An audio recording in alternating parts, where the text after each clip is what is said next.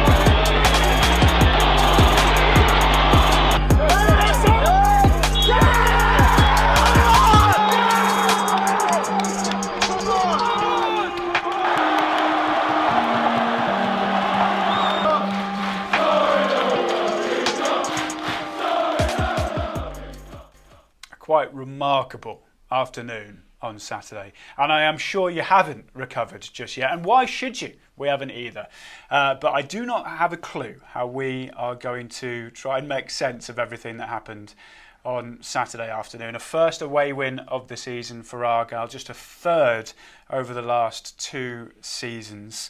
Absolutely incredible scenes. Anything that could happen in a game happened at Kenilworth Road on Saturday, and to help me do it, talk through it here on Argyle Analysis, is Aaron Cusack, as always. And Aaron, you know, we've had some games to go through over the last couple of years doing this show, but how on earth do we try and condense what happened in Saturday into some sort of like cohesive half an hour's programming? I don't know, Charlie. We're going to do our best. We're going to do our best. Just watching that little montage there was exhausting enough, you know. But I think today's show is more about a storytelling rather than the tactical deep dive that we normally try to do. Just for me, a real pivotal, perhaps, moment in the season for first away win on the road, with backs against the wall stuff, you know. Second win in a row in terms of in the league, third in a row if you include the competition as well. So maybe a little bit of momentum now, but a real different 3 points for me, and that's what we're going to try and dissect in a moment. And also a win against a side that came down with us. So one of the big hitters, a bit like last weekend and Stockport, which kind of proves a few points, I suppose, considering the start to the season that we've had. Yeah, absolutely. You know, Luton will want to react and bounce back like we're going to try and do.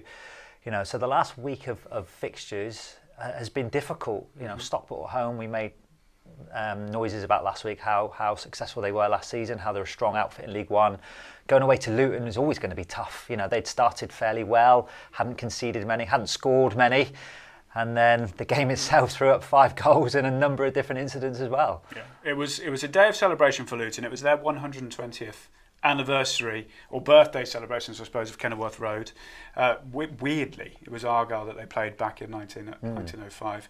It was them again, obviously, on Saturday. And there was a lot of the build-up was about how Argyle might suffer. They might have to defend their box. Luton, it's a tight pitch, Kenilworth Road. Brian McGlinchey was with me on Matchday Live. He's played there. He was telling me about it. Long throws, crosses. And they set their stall out early, didn't they, what was going to happen? Their tactic was definitely about trying to, focus on wide areas and get crosses in the box. And we got a number of early exchanges. This all happened in the first 5 minutes. But what I liked is the reaction of the defending lot. We've got Mitchell here in particular.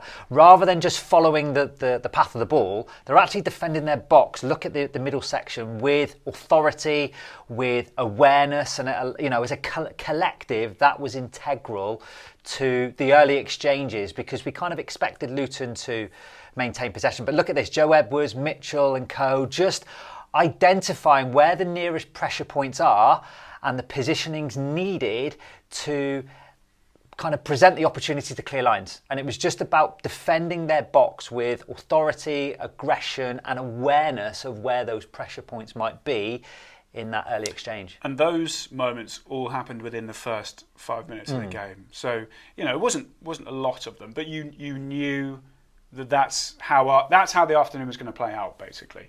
It was clearly a tactic that when they got the ball wide, stick it in the areas to make it difficult.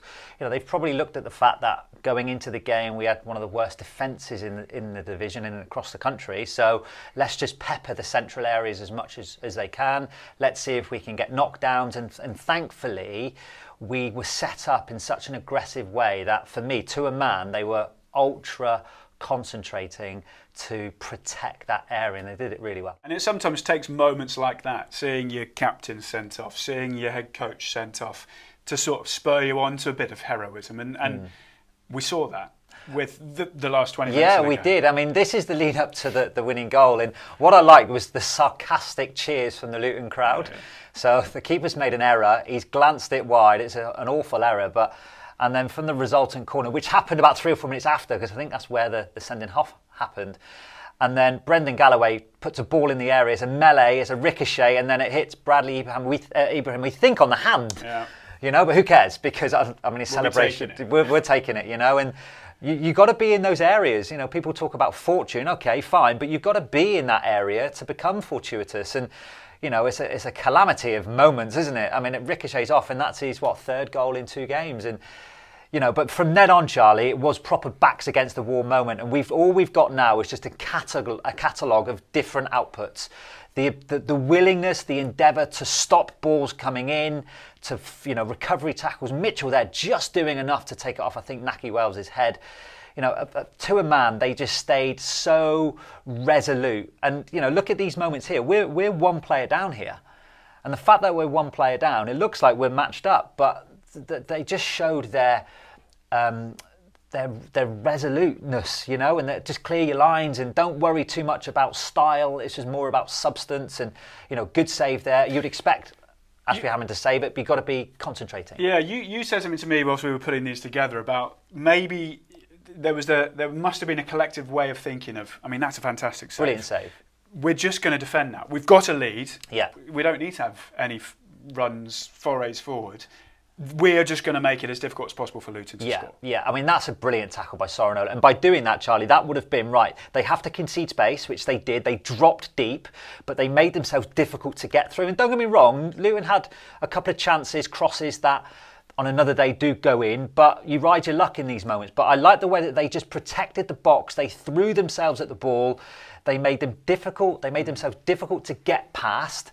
And as a result, Luton didn't create anything significant. These moments here are, on another day that might go in, but that's like a fortuitous moment. And, what I liked here is how do you take the pressure out of the moment where your keeper comes out confidently to claim a ball that's whipped into that 6-yard box. It just takes the momentum out. It was kind of one-way traffic the last 10 minutes, but you expected it to be. But thankfully, they stood strong, doubling up, regaining the ball, not making it easy for Luton to get a foothold in, and just a brilliant return. Fantastic. Yeah, and it is. Time will tell, obviously, on it. But even just being able to see a game out like that in adversity, what could that potentially do to a dressing room? You've seen something out where everything went against you. Absolutely. Bar the winner. And they'll be able to use that in a positive way moving forward. They'll be able to go, remember Luton? We want a Luton mindset again. This is monster mentality for me. It's not about elegance. This is about being in the thick of things, being difficult to get past, win your 1v1 duels. And we made reference earlier about Matthias Ross winning his 1v1 duels, but so did Boateng at 70%, so did Alex Mitchell at 75%, so did Galloway at 85%. Ibrahim at 60%. So they all won their individual battles. And if you think about those positions in particular, they are central. They are the catalyst, the real central component of your pitch. So if you've got the players in your spine winning their duels, which we saw copious amounts there, then you make it difficult for the opponent to get through. Yeah, we've actually got a graphic to kind of highlight that in a wider sense of the dominance of Luton and the one-way traffic nature in terms of like territory and entries to the box and crosses and stuff. Look at that, 78 clearances. It's amazing, isn't it? It's a monumental amount. I've never seen a stat that high. I've never seen 54 crosses. 54 crosses. I mean, that is unbelievable. But the clearances, I mean, it's 90 minutes in a game. I know we played 100 odd minutes, but that's frequent, isn't it? Yeah. And that showcases the players' concentration as a collective to thwart Luton's threat. But let's remember, Luton scored 2 penalties. They didn't score an open play. So that's testament there for me. We told this story about being resolute and difficult to get beyond. Well, those figures speak for themselves. Yes, Luton had a lot of the ball, but we did a much better job at keeping them out. Let's just take a breath and have a look at some of the other scores from Sky Bet League One over the weekend. Some eye-catching ones. Reading losing again. Bradford getting a big win over Huddersfield, who are one of the fancied teams and quick starters so far at the start of the season. Peterborough also picking up their first win of the season against Wycombe. Remember, they come to Home Park next. Maybe Boyd with a little bit of confidence from that.